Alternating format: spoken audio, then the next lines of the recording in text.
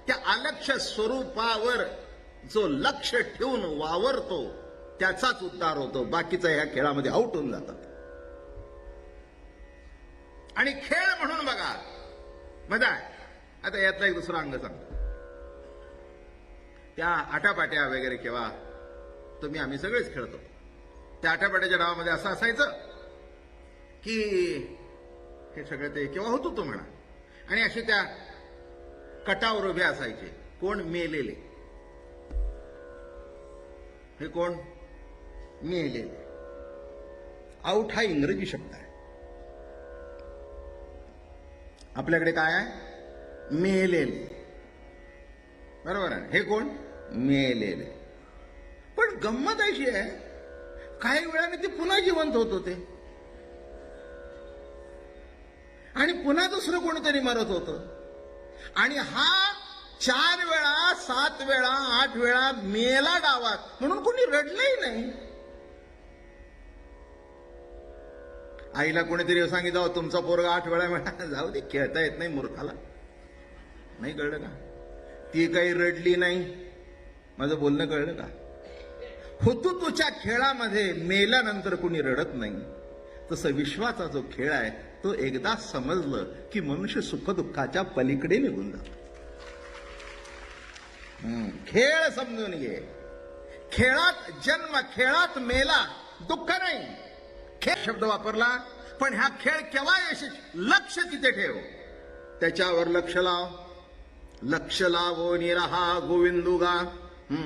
ते जो मूळ अलक्ष स्वरूप आहे त्या अलक्ष स्वरूपाच्या ठिकाणी लक्ष नीट जर राहिलं तर मग चिंता करायचं काही कारण नाहीये. असं आहे तो खेळ करताना दुसऱ्याच्या हातीत किती शिरावं हे मागच्या ओळीवर लक्ष असावं. एक येडं होतं ते आतमध्येच घुसलं. सगळ्यांनी घेरला ना असा उचलला कुंडली कवर देव. मग तिथे शिकवणारे होते म्हणले तुला काय अक्कल आहे काय एवढा कुठे इकडे मागे किती आतमध्ये गेलायस ते बघ. तसं संसारात किती आत गेलायस ते बघ. किती आतमध्ये शिरलायस ते बघ. मूळच्या ओळीवर लक्ष ठेव.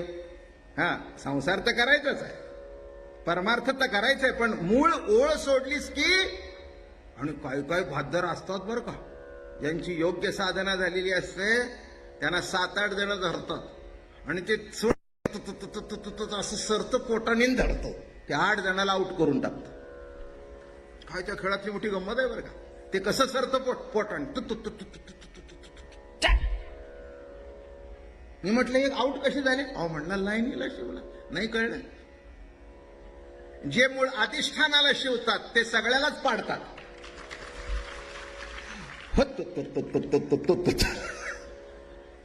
काय आता घरी जाताना रस्त्याने हेच करा.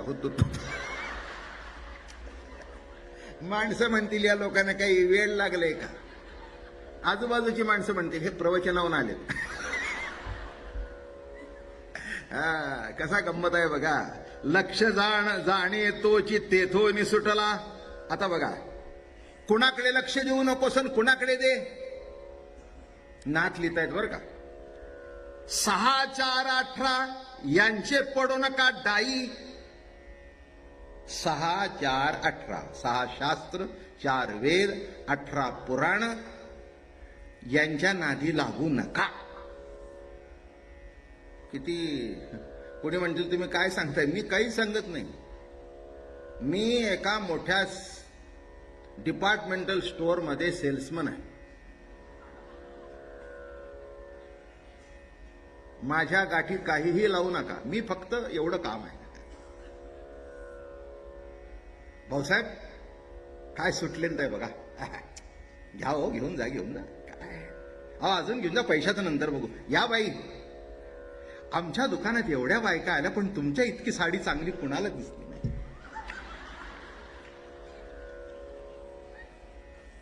हेच काम माझं आहे. नुसतं अंगावर टाकलं. तुमच्या अंगावर सुटले टाकलं. आमका आता गणपती आलेत घेऊन जा. धोतर छान आलंय आणि सिल्क घाला. उगीचे ते पॅन्ट जरा सिल्कचा शर्ट फार सुंदर आहे हो.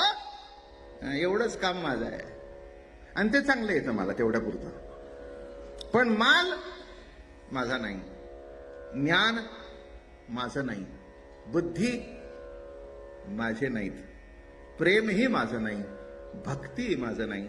जे प्रगट करतात ते त्यांचं आणि त्यांच्या कृपेने या वाणीतून प्रगट होतं, एवढंच आहे. याच्यापेक्षा मी काय सांगणार तुम्हाला. आणि म्हणून काय म्हणाले, 6, 4, 18 यांचे पडो नका डाई. 6 काय, शास्त्र, वैशेषिक, न्याय, सांख्य, योग, पूर्वमीमांसा, उत्तरमीमांसा. 4 काय, वेद, ऋग्वेद, यजुर्वेद, सामवेद, अथर्ववेद. आणि 18 पुराण.